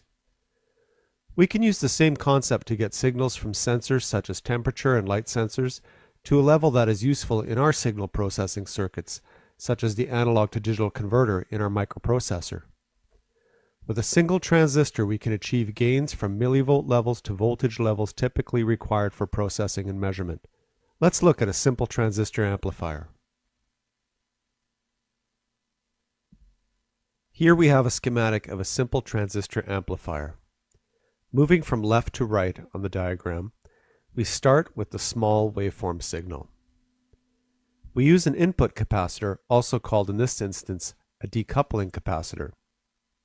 Its purpose is to remove any DC from the signal we are interested in and only pass the AC signal, coupling it to the base of our transistor. In this simple transistor amplifier, the base acts more like a valve, like the valve on your faucet at home. The more current to the transistor base, the more open it is. The less, the more closed. Similarly for a water faucet, a small turn of the faucet valve can control a large flow at the spout. The bias resistor pulls up the input to the base so the entire signal is above the 0.6 volt minimum forward voltage of the silicon junction. This ensures that the entire waveform will be amplified and prevents distortion at the output. Our load is required to change the current through the emitter collector path to a voltage. Remember Ohm's law again? The resultant output is one that is an amplified version of the input. Selection of specific component values will depend on the application. We've already seen that there are many different types of transistors. They can also be categorized according to application. The transistors at the top are small signal or switching transistors. The ones at the bottom are power or high current transistors equipped with mounting flanges to mount to heat sinks. Always respect the current and voltage limitations of transistors and be sure not to connect them the wrong way. Once the smoke is out, it's hard to get it back in. The SCR, like the transistor, is a 3-lead semiconductor device. It is a thyristor. It is like the PNP transistor with an additional N layer. Here we have the schematic symbol. The SCR switches DC current and can only be full on or full off. Unlike a transistor, it cannot amplify.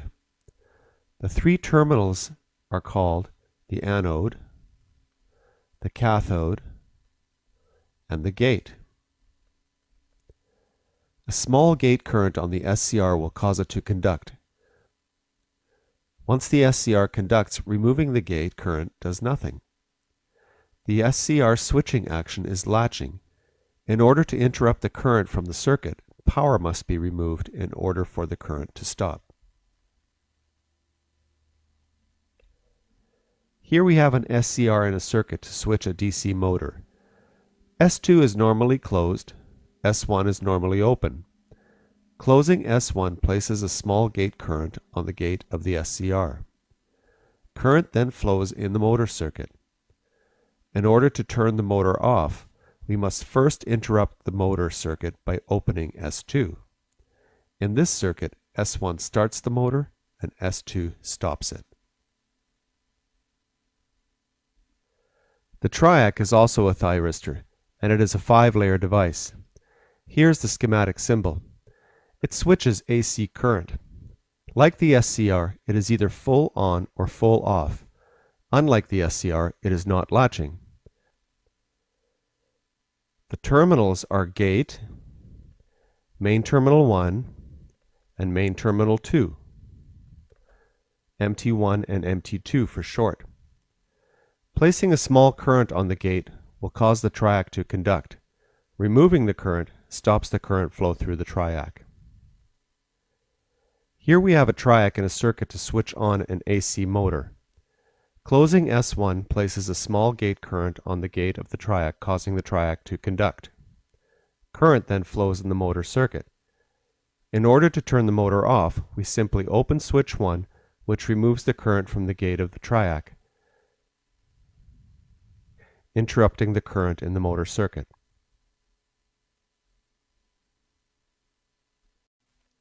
We've taken a look at the basic discrete components, the diode, the transistor, the SCR, and the TRIAC. Integrated circuits combine any number of these onto a silicon chip. Thousands of devices can be combined and connected on a chip to perform a particular circuit function. Even so, there are so many devices on a chip, it is still very small, and therefore is usually encased in a plastic package with leads to facilitate dropping these IC circuits into the designer's project. Integrated circuits can be categorized into 3 basic types of categories. The first is digital. Digital ICs take the digital input signals and process them digitally. The output, then, is also digital. The inputs and outputs of a digital IC can be of only one of 2 states, on or off, or high or low. We can also refer to digital ICs as logic. The next category is analog. Analog ICs accept modulating signals and process them accordingly. The output signal is a mathematical function of the input signal. Analog ICs are also therefore referred to as linear. The third type of IC is the application-specific IC, or functional block. Functional blocks will combine any number of analog or digital functions to produce a very special and specific function. An example of this would be an analog-to-digital converter, which is a chip that accepts an analog signal and converts it to a binary signal for digital processing. Logic ICs are a collection of gates. Gates are circuits that take binary inputs and output a logical decision based on the type of gate. Different types of gates are AND and NAND, gates shown by the symbols on the left. Also, OR and NOR, and exclusive OR and exclusive NOR, 6 basic types. The gates shown have 2 inputs and 1 output. Gates can have more than 2 inputs. Gates can have multiple inputs for greater decision-making power, and some special gates can have only 1 input, such as an inverter, which gives the inverse of the input, a NOT gate. Truth tables show us the particular output of a gate based on the state of its inputs. For the AND gate, we see that the output is only high when both the A and B inputs are high. The NAND gate, on the other hand, has exactly the opposite. The output is high except for the instance that inputs A and B are high. Similarly, the truth tables for the OR and NOR gates The output of the OR gate is high when either the A or B input is high. For the NOR, the inverse is true. The output is low when either the A or B is high. For the XOR and the XNOR gates, the truth tables tell us that the output of the XOR gate is high when either the A or B input is high, but not both. For the XNOR, the inverse is true. The output is low when either the A or B is high, but not both.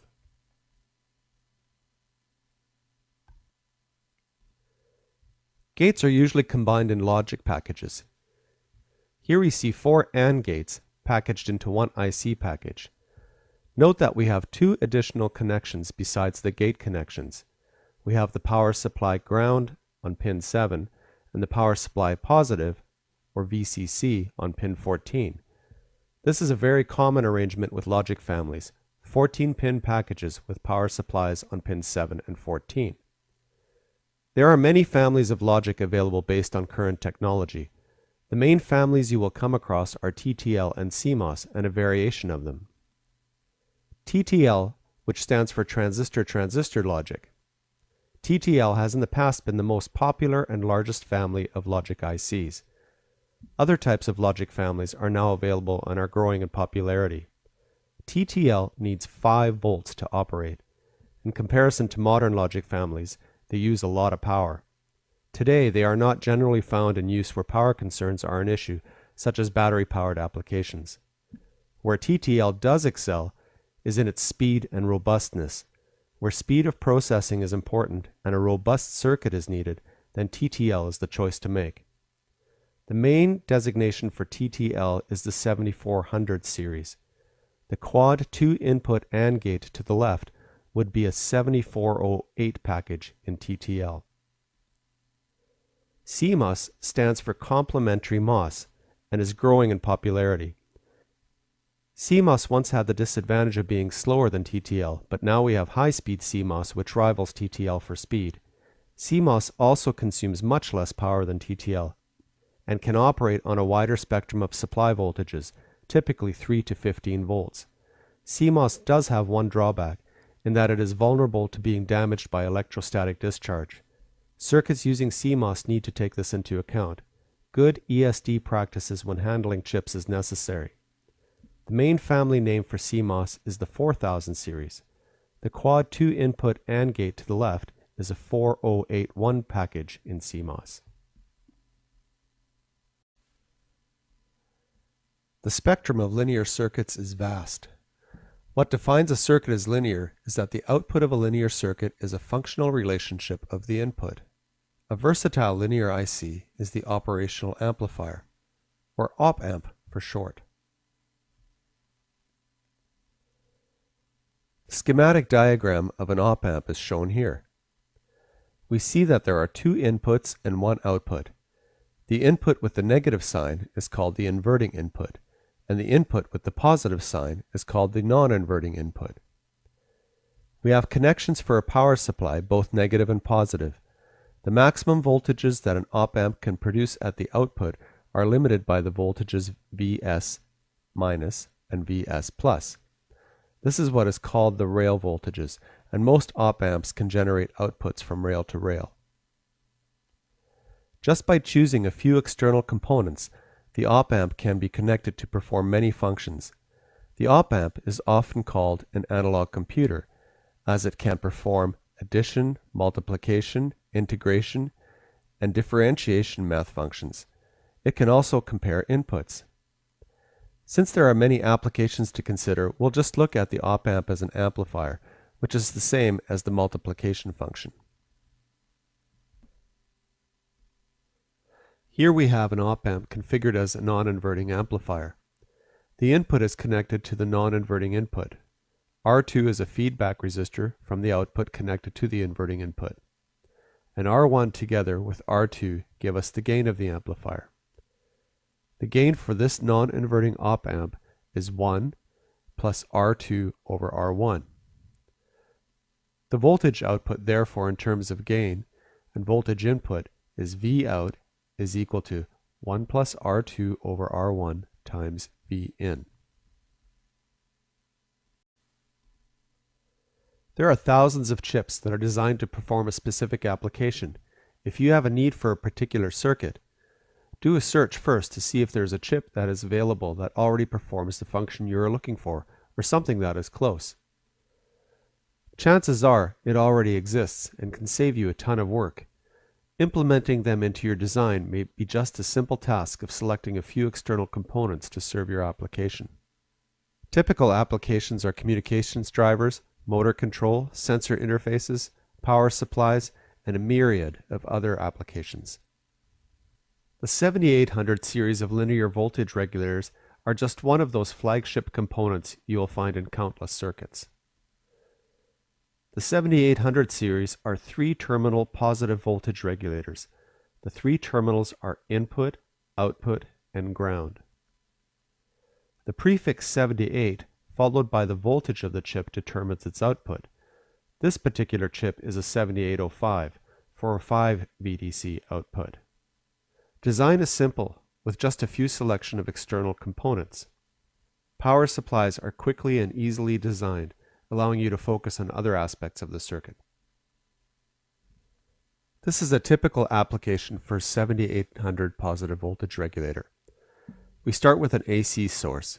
The step-down transformer drops the AC voltage to an acceptable level for the input of the 7800 regulator. Next, the AC signal passes through a full-wave rectifier bridge and then is immediately filtered by the filter capacitor. This then presents a DC input, yet unregulated signal to the input of the 7800 voltage regulator.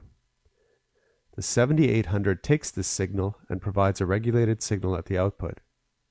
External component selection is specific to the application. Always select components to meet the voltage and current requirements expected in the circuit. And never, never, never work on live AC line current. And close and insulate all exposed AC connections and disconnect power when working on an AC line circuit. Active components, unlike passive components, need a power source to perform their function. They are semiconductor devices made from multiple layers of P and N silicon. Integrated circuits can employ many hundreds and sometimes thousands of discrete devices on a single piece of silicon. Active components can be found in digital, analog, and application-specific packages. The spectrum is vast, and we have only looked at a few. The best way to learn more is to try and build something. Our next module shows us how to get started in circuit construction techniques. When we are working in electronics, we more than likely are trying to build something useful. When all our study and design is done, we'll have to pick a way to physically work out the circuit. We're going to take a look at 3 different methods: the breadboard, perforated board, and printed circuit boards. Breadboards are essential in our experimentation with circuits. They very quickly allow us to change things and see what effects those changes make. One drawback for breadboards from a circuit perspective is that they are at best temporary. Not many applications will allow a breadboard as a permanent circuit. They are generally only suitable for through-hole components. Surface mount components are nearly impossible to implement into a breadboard without special fixtures. Complicated circuits are more difficult with breadboards. Breadboards excel for simple and quick experimentation. Complexity can be increased using a combination of methods such as circuit board shields and header strips. Perf boards are a step up from breadboards. They allow us to insert components through holes, usually spaced 0.1 inches apart. The leads can then be bent over on the other side and connections made by soldering leads and jumpers together. Some perf boards have copper traces on them that you can use as a pseudo-printed circuit board.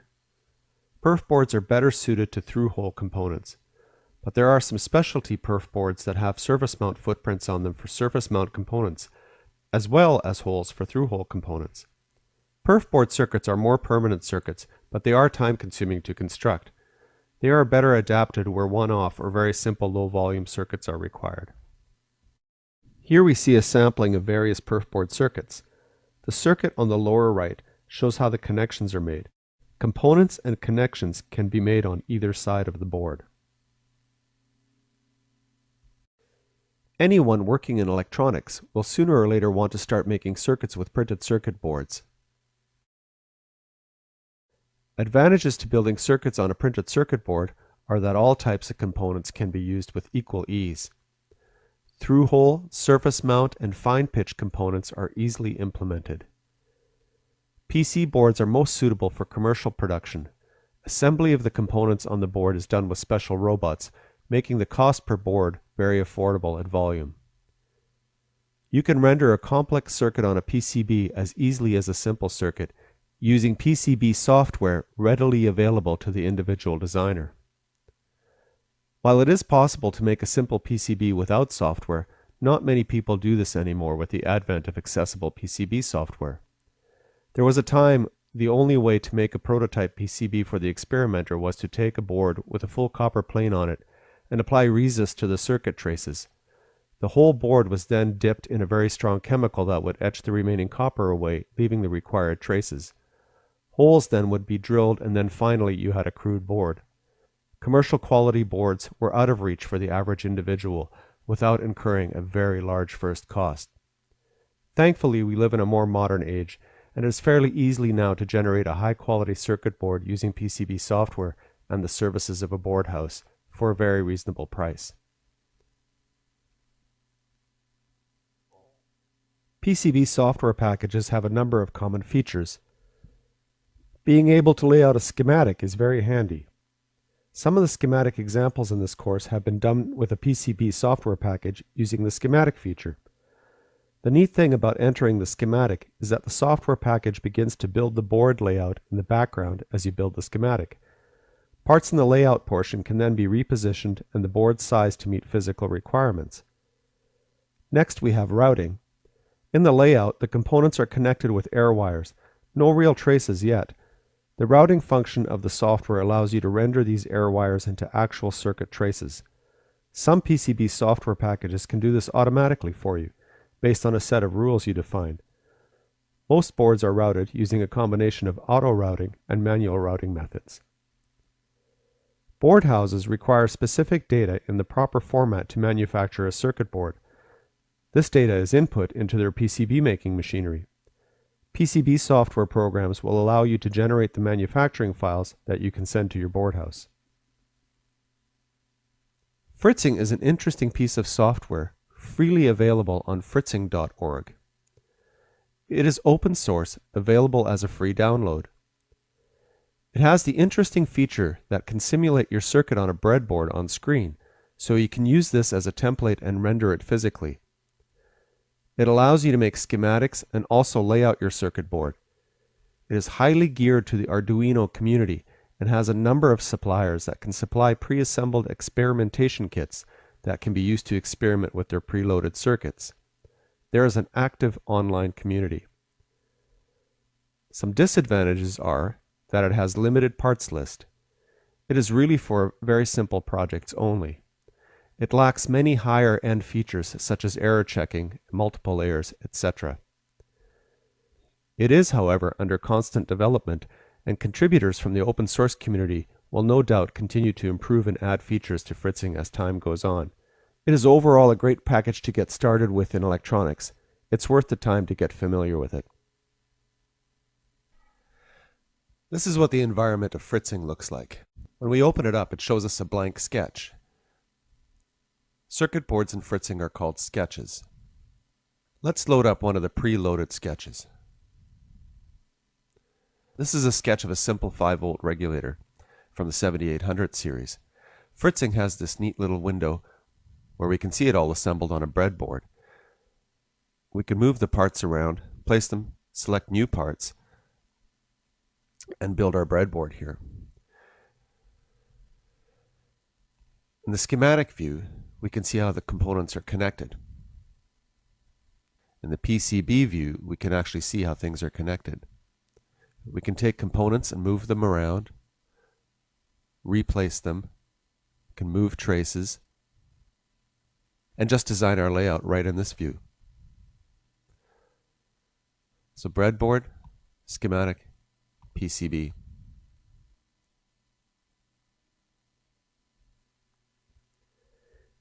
Eagle is a professional PCB circuit board program that has a light version available for free download for non-commercial use. The light version has all the features of the full professional version and is only limited by board size, 100 by 80 millimeters, and a maximum of 2 copper layers, top and bottom. All features such as component libraries, schematic, layout, routing, and CAM features that are found in the professional version are included in the light version. The parts library is immense, and custom part creation is fairly easy. Very complex boards can be made. The licensed versions can make multi-layer boards of any size. There are few cons with Eagle. It is a well thought out professional package. The limitations of the light version are not much of a restriction for the entry-level user. It may take a little more effort to learn Eagle, but for the serious designer, that little bit of effort is worth it. This is the control panel in Eagle. Projects in Eagle are called projects. Let's take a look at a sample project. We'll go to the Hexapod folder. The project opens up into the schematic of the Hexapod project. As we can see, this is a more complicated project than our previous one. We can open the project in board view, which shows us how the circuit is laid out in the actual circuit board form. We can see all the components connected with circuit traces. The red traces are the bottom and the blue traces are the top. This is a two-sided board. We can turn layers on and off. Now we see only the bottom layers.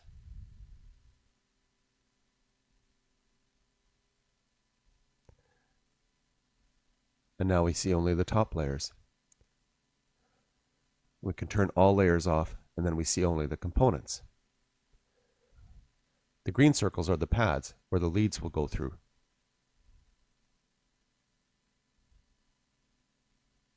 We can toggle from the layout screen to the schematic screen just with one button. We click on this button to generate the manufacturing data for a board. And we run the project with the rules that we place into the project. So as you can see, Eagle is a little more complex, but it is much more comprehensive. The Hexapod project fits into the dimensions of the light version of Eagle, which is available for free download for non-commercial use. So as you can see, we can do fairly complex things with Eagle. And it's a great piece of software for those serious about making professional quality circuit boards.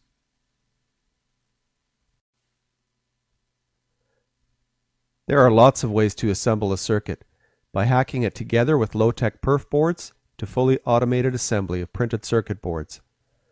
Circuit design and assembly is a process. Sometimes it is more like an art than a science. Circuit refinements will surely become necessary as the process moves on, to improve performance, reduce cost, and add features. Sometimes a hand-built unit is sufficient for a single-purpose design. The more sophisticated a circuit is, the likelihood that more technological construction techniques will be required. If the goal is mass production, the PCB design is likely going to be the method as unit costs come down at higher volumes. So we've come a long way, and we have touched on many things in our introduction to electronics. We've taken a look at the history of electronics, the early discoveries and advances, and the people instrumental in the development of electricity and electronics. We've covered some basic theory and formulas to get you started in designing your own circuits. If you learned only one thing from this section, Ohm's law would be it, as it will get you a lot of mileage in electronics. We did a tutorial using a breadboard to help you get started in building experimental circuits. Breadboards are instrumental in building your knowledge through trial and experimentation.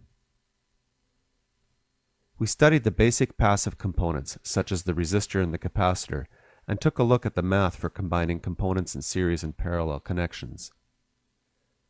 We were introduced to semiconductor devices and looked at the discrete components, such as diodes, transistors, SCRs, and triacs. We also looked at how digital ICs and linear ICs worked and touched on some applications for application-specific ICs. And in our last module, we took a look at how we might construct our circuits.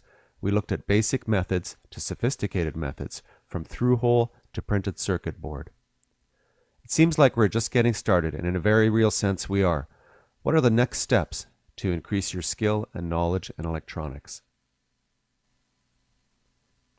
Going further. Data sheets and data books from chip suppliers are valuable sources of information. Chip suppliers usually give examples of circuits with their data sheet to give suggestions on typical circuits. I have an old linear book from National Semiconductor that I got over 20 years ago and still use it as a valuable reference. Much of this data can now be found online by doing a simple search, although for old school people like me, I like having the volumes in my library. Component suppliers are a treasure trove of information for electronics knowledge. Most suppliers do the majority of their business through their web stores. There are too many to specifically mention. Browse their stores and you will learn a lot. If you live in a major center, there is likely an electronics club, such as a hacker or makerspace or lab. Members can share the resources there, tools, measuring instruments, and other cool stuff, and learn from others interested in electronics. Many have courses and bring in speakers to talk on particular aspects of electronics. No hackerspace in your area? Maybe you could start one. The online community is loaded with forums and chat spaces on many different subsets of electronics. There are people interested in audio, Arduino, automotive, automation, just to name a few. Blogs and even online electronics TV shows exist that can give you beneficial information in the area of electronics you are interested in. Many suppliers have pre-assembled kits for different interests. These kits are usually educationally focused, and you can learn a lot about the technologies involved as you build them. It is a quick way to build confidence and interest in electronics, and it's always satisfying to build something that has been pre-tested and works right away. I like this last slide. It says do it, which is a subset of don't quit. In electronics, you never arrive. There is a limitless source of knowledge to gain, but you have to start, so go build something.